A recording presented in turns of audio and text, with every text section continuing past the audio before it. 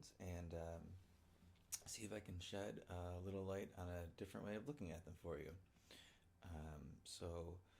We're going to use the Mixolydian mode as the example today, and this can be done with any mode. And really, this concept holds true for anyone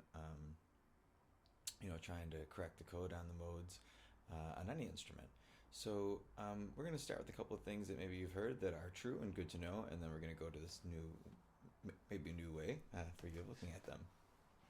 And the first thing you've probably heard is that Mixolydian is the fifth mode. So if it's G Mixolydian, it's going to be the fifth mode in the key of C, which means we're going to start on the note G, the fifth note. We're going to play to the note G and use the notes in the key of C. So we'll have G, A, B, C, D, E, F, G.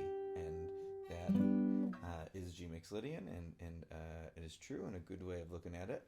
And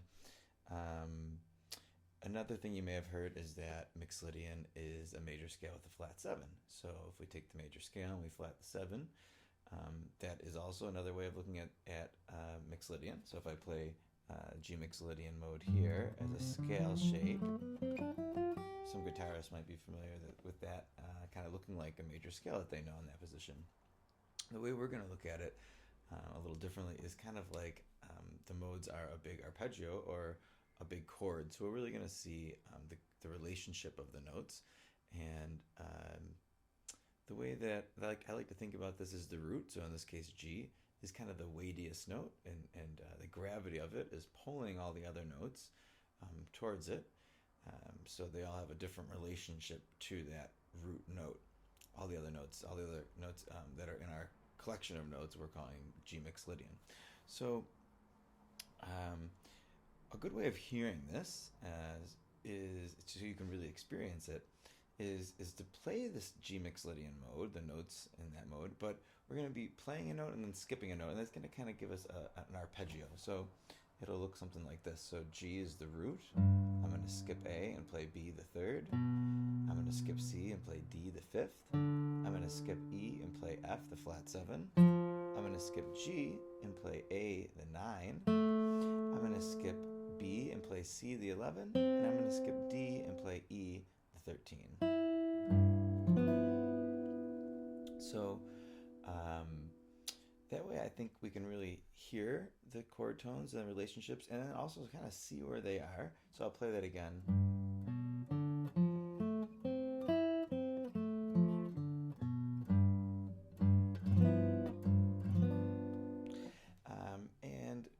For me, that's a much better way of experiencing really what these relationships in these modes are to the root, and also explaining a little bit why it works over a dominant chord. So in this case, G dominant or G7, we hear that called, and that means G9, G11, G13, because all those extensions are also in there.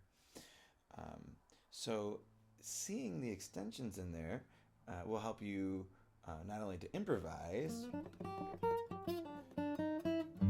but also to maybe build some chords off of things you already know. So maybe you know this shape for a G7. Well, if I add that note, we call it the 13E here, knowing where it is, I all of a sudden have a G13, or I can add the A, the 9, I have a G9.